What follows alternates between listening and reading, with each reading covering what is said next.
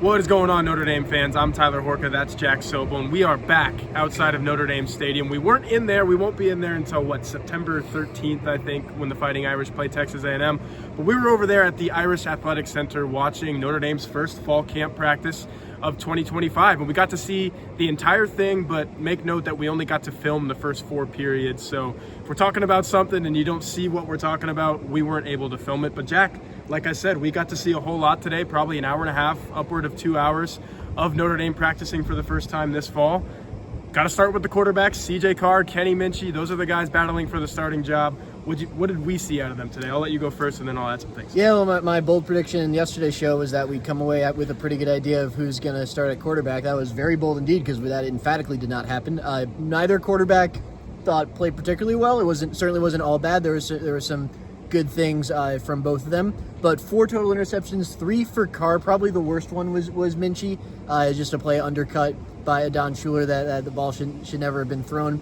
But certainly a long way to go, and I think it doesn't help that they're going against an incredible secondary. Yeah, and we'll get to that. I mean, Tay Johnson had 2 of the interceptions against Carr.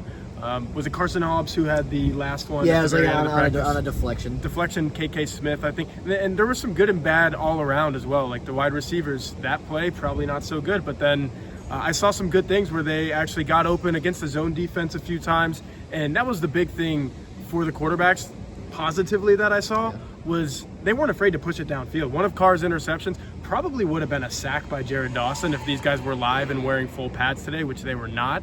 But he had to manipulate his arm, and he still took the shot downfield. So I think, Jack, for the quarterbacks, it's learning, okay, maybe I shouldn't have done that. Here's what I should do next time. And that comes with, 15, 20 practices that they're going to get over the next month before they have to go down to Miami. But I would say right now, improvement needs to be had for Notre Dame to feel comfortable, confident going into that game, because you don't have a Riley Leonard who started 21 times. And I think that was my biggest takeaway for the quarterbacks was, okay, yeah, these guys have thrown a combined 3 passes in college football games. Yeah. There's a lot that needs to be done in that room. Not a whole lot that needs to be done at some certain other positions. Like we said, the secondary was amazing. Tay Johnson looked good. Adon Schuler looked good. Cornerbacks looked good. I know you primarily watched the offense today, but let's just... I had the defense. You had the defense, I'm sorry. We have so many guys at blue and gold right now, I can't keep track of what everyone's Coverage doing. has never been better. Yeah. Never been better. So you did have the defense. What'd you see? I saw some incredible secondary play. Tay Johnson was the MVP of practice. Freeman gushed about him afterwards, said he's one of those guys who's a joy to coach. He had 1 interception where he was playing center field ball. Again, probably shouldn't have been thrown by Carr. He was testing deep. Good coverage by the corner. Tay Johnson comes over, makes the catch as the center field safety. That's an interception. The second one, only a couple plays later, I believe, I think in that same kind of block, Carr throws over the middle, doesn't see Johnson as the robber. He leaps up to make the catch. Really got up there. I'm sure Notre Dame will post the video on social media. So I mean, they have to. Like it was the highlight reel of the day. It's incredible. One of the best plays I've seen in practice in 3 years. On the beat, maybe the best play I've seen in practice in 3 years. Benjamin Morrison had a really nice pick in Morrison spring had a ball. great pick. Yeah, one of those. Yeah. But no, great day for him. Adon Schuler was good. He had an interception.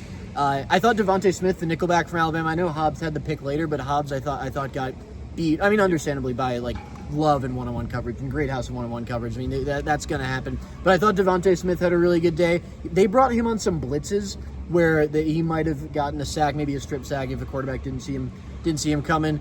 He did well defending some of those bubble screens. I was impressed with him. Leonard Moore, Christian Gray were both very good. Yep. When the receivers won, it was usually on that second team defense. The 2 chunk plays I remember seeing in team were Greathouse beating Carson Hobbs, and then I think Micah Gilbert towards the end of practice beat what's his name, Cree Thomas. Yep. Deep. So the starting secondary gave up very little. We saw Luke Talich got the first shot with the ones next to Adon Schuler, but man, that safety room is loaded. I do not envy Marcus Freeman and them making a decision there, but at the same time I do, because there's some really good safeties Notre Dame has there. And then up front too, I thought you saw some good flashes as well. Like the offensive line held its own for the most part, I would say. Not just held its own. I thought especially in the interior and the run game, I thought the offense beat the defense up front. Yeah, for sure. But even so, I mean, Logan Thomas got his hands on a ball from Kenny Minchey. Jared Dawson, like I told you, got through and probably would have had a sack. I saw Drake Bowen in the backfield for what probably would have been a sack. Looped around on the stunt. And that all goes to show, and I asked Marcus Freeman about this afterwards, is like, okay, you have a new coordinator in Chris Ash, and Al Golden was here for 3 years. How much of this is actually going to be the same, like Chris Ash keeps saying? How much is going to be different? And it's kind of both of those things at the same time, because Chris Ash is Chris Ash, and Marcus Freeman wants to make that known. Like, he's going to put his own stamp on this defense. But what I saw today, Jack, was a unit that really got after the football like it always had under Al Golden, wasn't afraid to get into the dirty areas even when they're not wearing pads.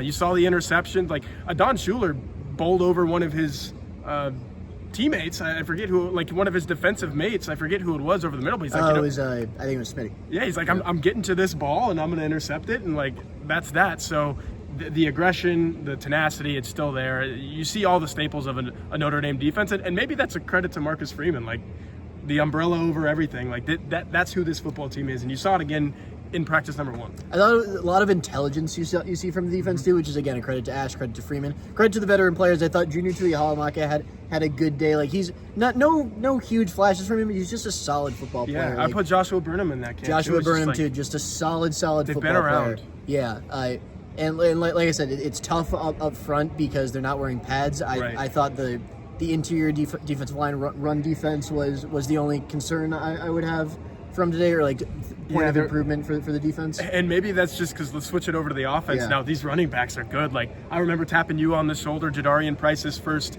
competitive carry today in 11-on-11 team, and I'm like, that's a good cut. Yeah. And like, what is Jadarian Price's thing? If he gets to the outside, he's gone. And he was able to get to the outside on his first carry today. Jeremiah Love doing spin moves in the interior Love was today. Fantastic as a receiver. He looks healthy. And like, going back to the end of last season, I don't think we talked enough, because he was still doing spectacular things, about how banged up he was. But he's had an offseason to recover. He looks great. I think he's going to look great at Hard Rock Stadium against Miami. And then the hope is obviously that he remains healthy, because he's just a stud. Other studs on this offense, like Malachi Fields sort of looks the part, man. You go out there and you're like, okay, that wide receiver looks a little different than the other guys, because let's face it, he's way bigger than Jaden Greathouse. He's way bigger than Jordan Faison, and those are your two other starters. He brings something different. I think we saw it on day 1. Yeah, I thought I asked Tyler James like who up front stood out. He said Billy Strouth was a guy. Again, the interior line clearing a lot of holes for these backs. Love, obviously, like we talk about Hobbs getting beat, but like, no one is covering Jeremiah Love on a Texas route 1-on-1 out of the backfield. Like, that is a big point of emphasis for this team this offseason. And Love had another catch going, working to the sideline as well. So throw it to him over the middle, throw it to him to the sideline. I think that's going to be a thing this year. Might have been like a crossing route from the slot or from a wing position where, like, I think it was Carr rolling out, hit him towards the sideline, like right in front of us, I believe. Really, really impressive day for him. Greathouse had that long catch. Micah Gilbert had that long catch. I think KK Smith came down with one, but he was wide open in between the zone, basically. Blown coverage. Who else? Outside of that, the tight ends, I think, deserve a shout. Like, it was a day where clearly it felt like the first practice of the year, in the sense that the offense wasn't running and gunning and throwing all over the place. So you saw a lot of check down type of stuff. Kevin Bauman was there for that. Eli Raridon was there for that. I think Ty Washington, the transfer from Arkansas, had a catch in that capacity as well. So tight end unit, maybe not as in a hole as we've been saying all offseason, but obviously that remains to be seen. The big thing there is, like, keep Eli Raridon healthy, and you probably have a stud to kind of work around. I thought Bauman was good today. I think, like, he looked as athletic as we've seen him since he came back from the injuries. He looked like a guy you can put out there and be confident in. Certainly a lot of weapons. You mentioned Malachi Fields to throw to. This team's got a lot of pass catching options. It's a good football team. They just need the quarterbacks to come along. Yep. And then I guess we should talk about the offensive line. You mentioned Billy Strouth. I thought it was very telling, Marcus Freeman in the press conference after the practice, when Charles Jagasaw goes down with that unfortunate UTV accident, which, by the way, go watch the press conference to hear what he had to say about that. Our own Eric Hansen asked him the question, like, hey, what was your reaction? Marcus Freeman nails it again and says, hey, I'm not thinking about the team at that point. I'm thinking about a guy who's been through a lot. And obviously he's going to miss some games here. So what does Notre Dame do? Sullivan Absher. He said, we didn't even think twice about it. He's earned it. He's one of the best 5 with Charles Jagasaw out Sullivan Absher is one of the best 5. And hey, one of the things that I said going into camp was I want to see Notre Dame pick a starting 5. These are the guys, and roll with them the whole way, because when you're protecting a first-time starting quarterback, you want things to be tidy up front, and I think they are going to be based on what we saw today and heard today. Yeah, and Absher looked good today. Good segue to some injury updates. Only 3 to speak of. It was a knock on wood, healthy day for Notre Dame on the first practice. Cooper Flanagan, Charles Jagasaw, both will be back this season per Marcus Freeman. Mm-hmm. No timeline. He's not a big timeline guy with those long-term injuries, but he did confirm that they are expected to return this season. Boubacar Traore, we didn't see a ton of him in the team session. He played like one series and then came off. Freeman confirmed that he's fine, he's healthy, he's going to be good for week 1, but they're just ramping him up as he returns from that significant knee injury. Yeah, a lot of guys had a knee injury last year, unfortunately. Also of note, Jordan Botelho had a helmet on and he was kind of popping some pads in the blocking sled. He obviously was a very limited participant, but he wasn't a non-participant in practice, and I thought that was very encouraging to see. Yeah, what's it been? 2 months since the pectoral the injury pectoral, there. yeah. So we've seen Notre Dame players come back fairly quickly from that injury. So you're going to see him probably early October, mid-October, somewhere in there, which is encouraging for Notre Dame. Anything else?